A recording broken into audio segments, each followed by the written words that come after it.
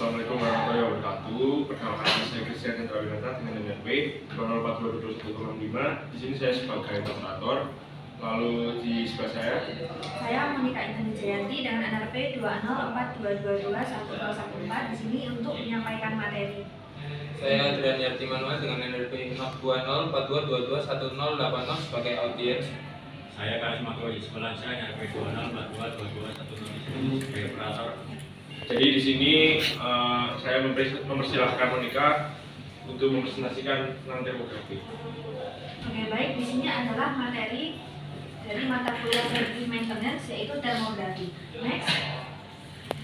Nah, jadi termografi di sini membahas seputar tentang inframerah. Jadi inframerah itu merupakan menyatakan bahwa semua objek dengan temperatur yang di atas 0 itu memancarkan suatu energi atau radiasi. Sedangkan radiasi inframerah itu sendiri adalah salah satu bentuk energi yang dipancarkan dari inframerah tersebut. Next. Nah, kemudian sumber energi termal itu ada 3. Yang pertama adalah energi yang dipancarkan oleh objek itu sendiri, kemudian energi yang dipantulkan oleh objek, dan kemudian energi yang ditransmisikan melalui objek. Next. Nah, di sini ada konsep dari spektrum elektromagnetik dan inframerah. Jadi di sini yang pertama adalah semua benda memancarkan energi. Kemudian yang kedua adalah inframerah dalam spektrum elektromagnetik. Kemudian yang ketiga memiliki gelombang dan energi. Dan ada contoh yaitu misalkan sebuah baja panas keluar dari lampu. Nah, itu menghasilkan suatu gelombang pendek dengan energi tinggi dan tanpa bercahaya merah. Contoh yang kedua adalah baja dingin dari boiler yang menghasilkan gelombang panjang serta energinya menurun. Next. Nah, di sini ada gambar yang menunjukkan urutan panjang gelombang. Ini dimulai dari kiri ke kanan, yaitu mode radio, infrared, visible, ultraviolet, X-ray, dan gamma ray. Next. Nah, jadi di sini ada konsep perpindahan panas, yaitu ada 3: konveksi, konduksi, dan radiasi.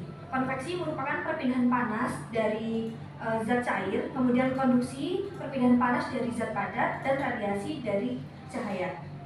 Baik, next.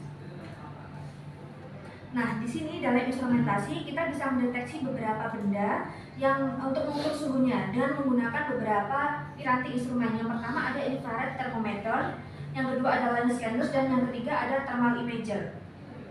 Bisa di next.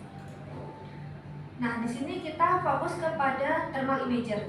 Nah, untuk memilih bagaimana thermal imager yang baik itu kita memastikan dari 10 hal ini, yaitu probabilitas. Apakah benda ini itu sesuai untuk kita gunakan atau tidak. Kemudian untuk kemudahan penggunaan, apakah para pengguna itu bisa mudah menggunakan thermal imager tersebut atau justru kesulitan dengan fitur-fiturnya. Kemudian data kualitatif dan data kuantitatif, apakah thermal imager ini dapat mengukur sesuai dengan apa yang terjadi secara aktual. Kemudian ada kondisi temperatur sekitar, panjang gelombangnya, ada panjang gelombang yang panjang dan gelombang yang pendek. Kemudian baterainya, apakah baterainya ini besar atau kecil. Kemudian lensa tambahan ini opsional saja untuk mempermudah pengguna untuk mengukur lebih lanjut lagi. Kemudian tampilan visual, jadi di thermal imager ini ada tampilan visual yang dimana ketika dia mensensing suhu yang rendah, dia akan berwarna hijau atau biru. Kemudian ketika suhunya tinggi, warnanya orange atau warna merah. Kemudian apakah thermal imager ini menggunakan keluaran sinyal analog atau digital, dan apakah terhubung ke perangkat lunak. Next. Nah, jadi di sini ada kesimpulan di mana termografi adalah suatu teknik yang menggunakan kamera inframerah untuk mendeteksi panas dari suatu objek tanpa kita menyentuhnya. Kemudian semua benda ini suhunya di atas 0 itu mutlak memancarkan cahaya radiasi inframerah. Dan teknik termografi ini sangat bermanfaat dalam perawatan predictive maintenance karena bisa menemukan kerusakan sebelum alat benar-benar rusak dan sehingga bisa mencegah kerugian lebih besar. Kemudian ditambah lagi kita tidak perlu menghentikan operasional secara keseluruhan dengan menggunakan teknik termografi ini menggunakan beberapa piranti seperti thermal imager. Baik, sekian materi dari yang dapat saya sampaikan. Mohon maaf apabila ada kesalahan kata. Terima kasih. Wassalamualaikum warahmatullahi wabarakatuh. Berikut adalah sesi pemaparan materi dari Monica tentang termografi. Saya menyediakan audiens untuk bertanya, silahkan bertanya. Oke, saya izin bertanya. Yang pertama saya ingin bertanya, apa kira-kira keuntungan utama kamera inframerah itu dalam diinspeksi industri sih? Baik, dari Monica bisa langsung dijawab. Bisa ulang slide sebelumnya lagi. Nah, jadi